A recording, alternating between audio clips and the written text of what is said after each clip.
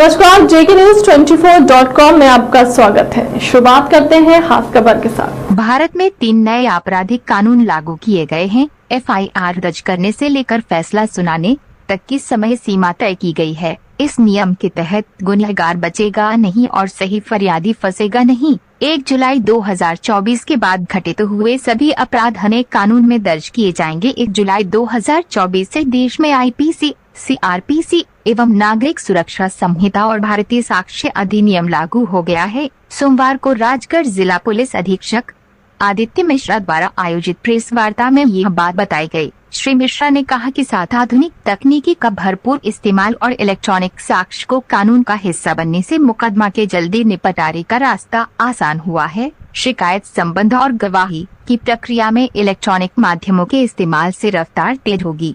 अगर कानून में तय समय सीमा को ठीक उसी मंशा से लागू किया गया जैसा कि कानून लाने का उद्देश्य है, निश्चय ही नए कानून में मुकदमे जल्दी निपटेंगे और तारीख पर तारीख ना दी जाएंगी। संशोधित नए कानून की जानकारियां अधिकारियों एवं कर्मचारियों को प्रशिक्षण के माध्यम से दी गई है। प्रस्तावित नए कानून की जानकारी राजगढ़ जिले के समस्त थाना प्रभारी ने अलग अलग थाने में जन जागरूकता आयोजन के माध्यम से दी गई है। वहीं राजगढ़ मुख्यालय पुलिस कंट्रोल रूम पर पुलिस अधीक्षक आदित्य मिश्रा द्वारा आयोजित कार्यक्रम में शहर के वरिष्ठ नागरिक जन एवं अधिवक्ता एवं समस्त पत्रकार बंधुओं के बीच एक जन जागरूक आयोजन संपन्न हुआ, जिसमें समस्त नागरिकों को जागरूक करने एवं नए कानून की जानकारियां देने की अपील की है। क्या कुछ कहा पुलिस अधीक्षक आदित्य मिश्रा ने, आइए जानते हैं खुद श्री मिश्रा से। राजगढ़ ब्यावरा से अमीन खान की रिपोर्ट। देखिए, आज एक मुझे लगता है एक ऐतिहासिक दिन है।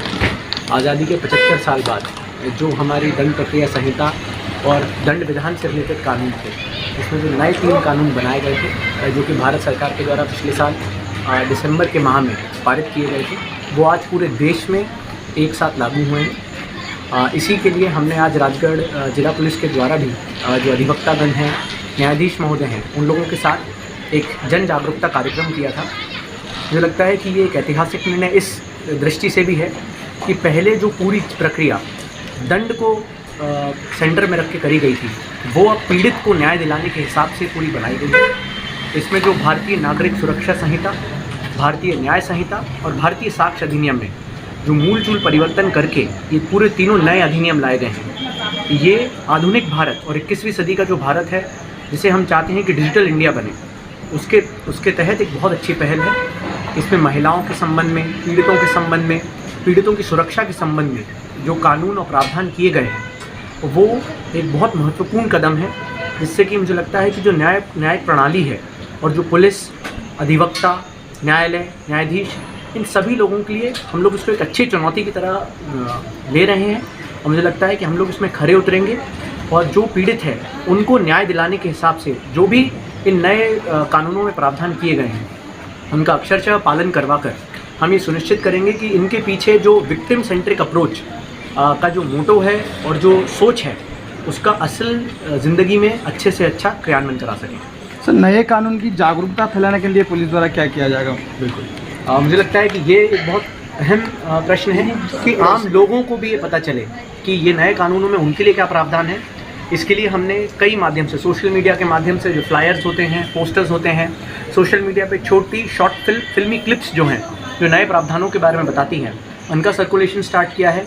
लगातार अब हम प्रयास करेंगे। हम लोग, हमारे जो ट्विटर हैंडल है SP राजगढ़ का, उसमें हम लोग एक क्विज़ भी होस्ट करने वाले हैं, जिसमें लगातार हर 8 या 10 घंटे के बाद एक क्वेश्चन आएगा और हम कोशिश करेंगे कि अधिकतर लोग उस क्वेश्चन को सॉल्व करने के लिए कुछ गूगल करें, कुछ पढ़ें, अपने प्रावधानों के बारे में जानें और इस नियम को ऐसा समझें कि उनके लिए क्या प्रावधान है, जिससे कि जब एक बार जागरूक नागरिक बनेगा तो मुझे लगता है कि इसका जो मूल उद्देश्य है कि नागरिकों को या पीड़ितों को न्याय मिल सके, वो तभी हो सकता है जब नागरिक या पीड़ित जो है वो जागरूक बने।